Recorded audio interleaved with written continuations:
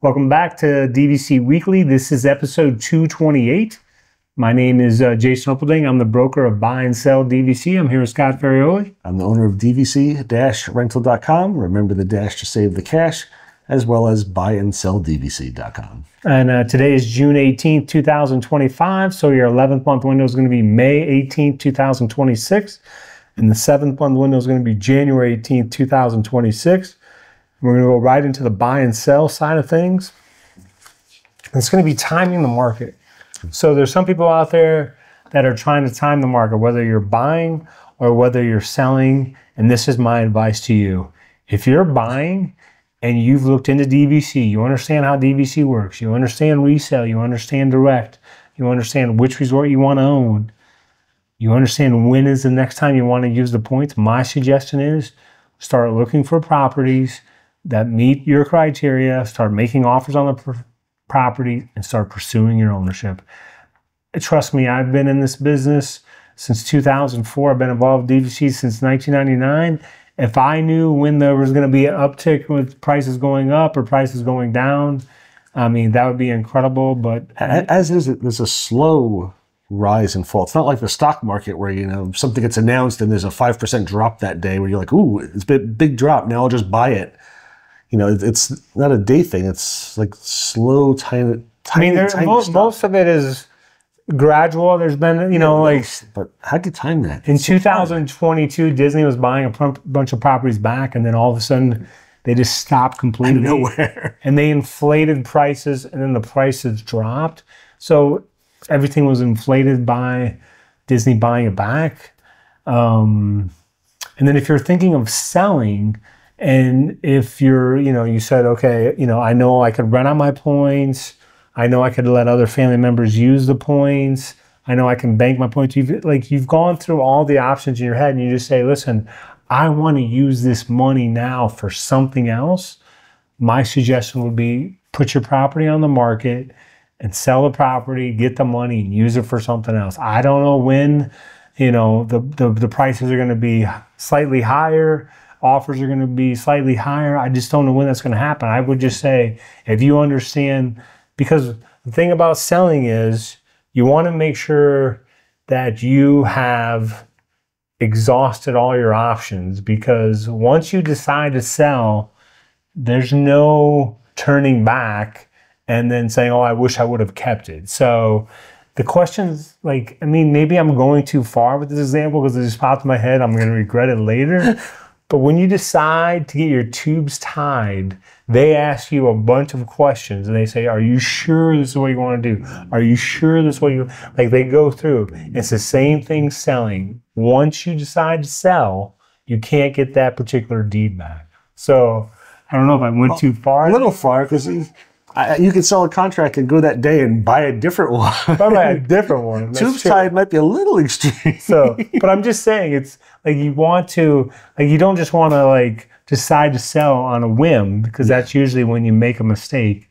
You want to think it through and say, okay, you know, we don't have, you know, because it's the second you sell and then a grandchild says, oh, let's go to Copper Creek. You're like, oh, I don't have that anymore. Yeah. You know, so that's what I have to say on timing the market. Maybe I went too far, but now we're on to the food review of the week.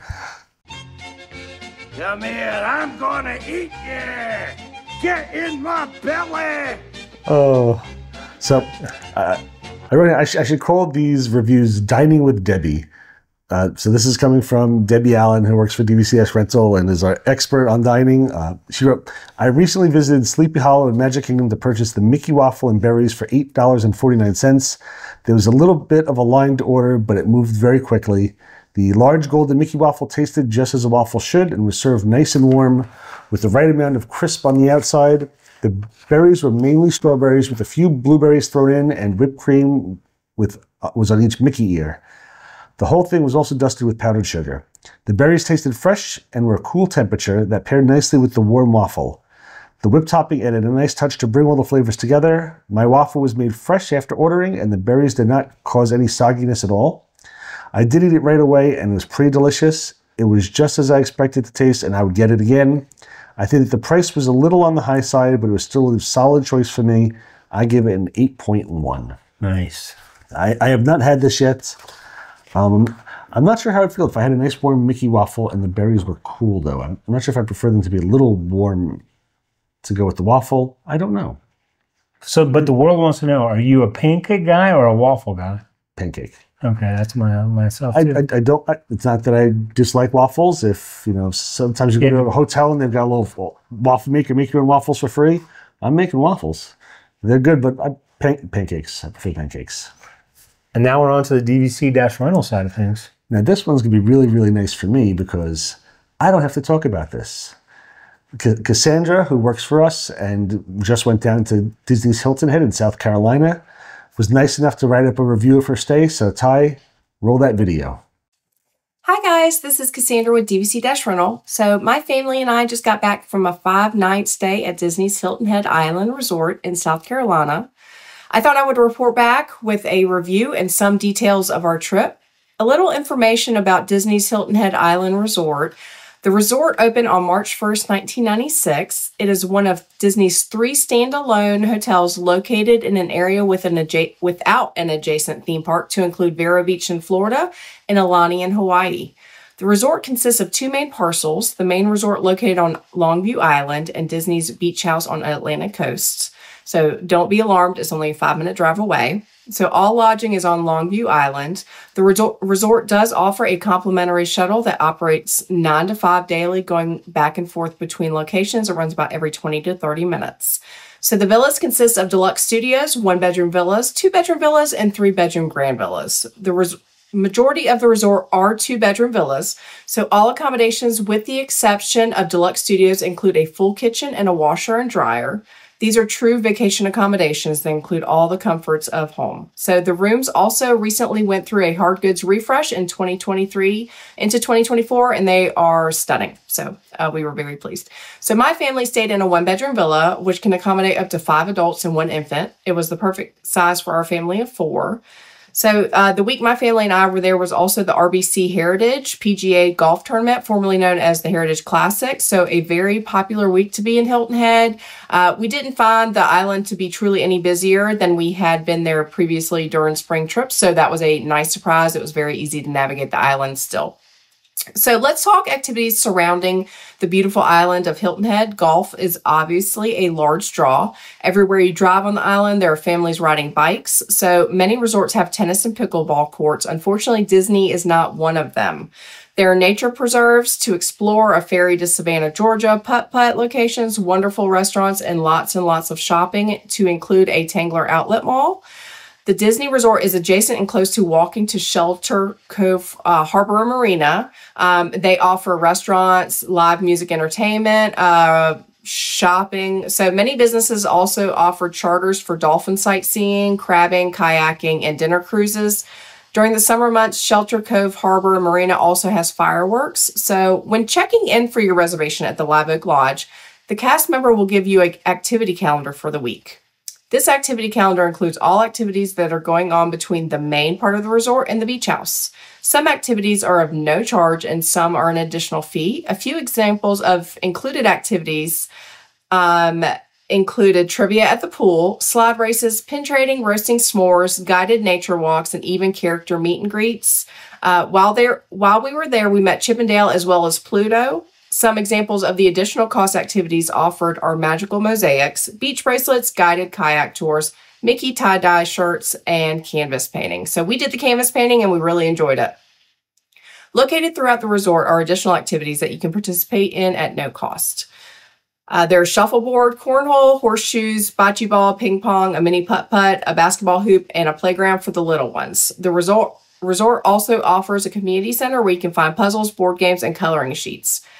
At Broad Creek Rentals, located by the pool, you can rent bikes, fishing poles, and crab nets. You can also purchase bait to try your hand at fishing or crabbing off of the pier that's located right there. So we did try. We weren't very successful. Somebody that was traveling with us, they did catch a fish. So they're out there. I don't know if we're just unlucky. So the gift shop has, it's a very small gift shop, but they have a daily trivia question. There's a Chip and Dale scavenger hunt that you can, you know, search for around the resort, and it goes between the beach house and the main resort. So they also have pin trading, which my family really enjoys. There's probably 3 pin boards located around the resort, but also there's some guests go around pin trading. So we love to do that. So the main lodge where you check in offers complimentary coffee in the morning and cookies and lemonade in the afternoon. So both the main lodge and the beach house have a pool. The beach house is steps away from the beach with a private entrance. There's a lifeguard on the beach during peak travel times. We enjoyed being able to go back and forth between the main resort pool to the beach house and to the ocean. So Hilton Head has an array of wonderful restaurants, and many have their favorites. So our family did a mixture of dining at restaurants off-site, quick service at the resort, delivery, and cooking ourselves.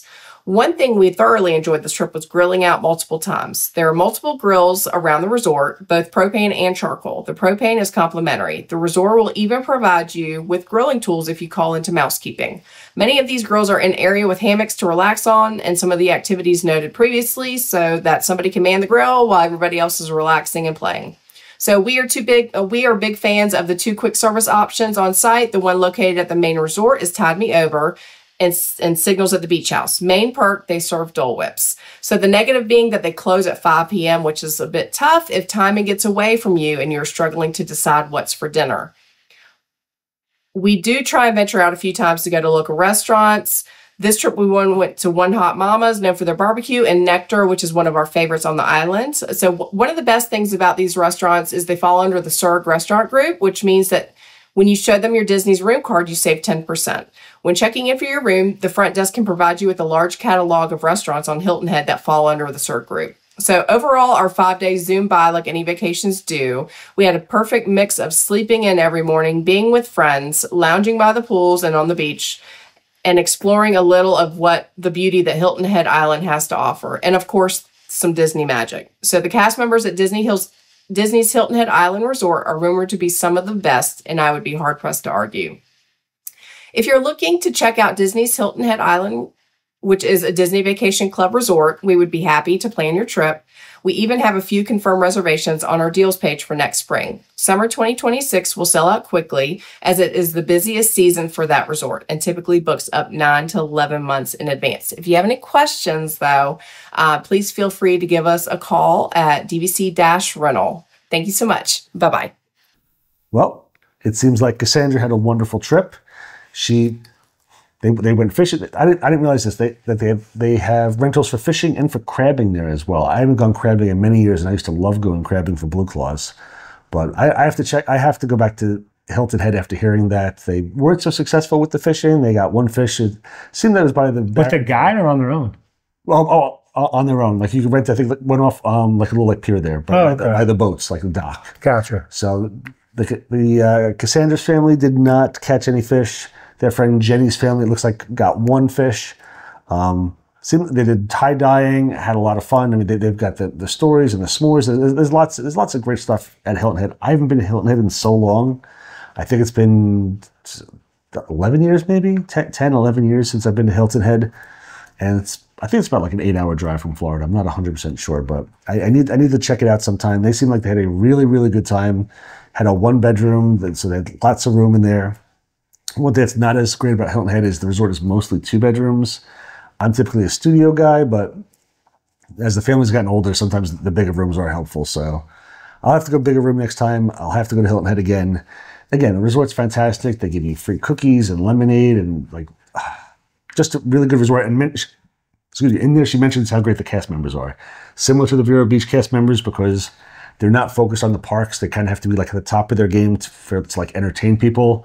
Vero Beach and Hilton Head are always known as the best cast members, and she mentioned there how fantastic the cast members were as well.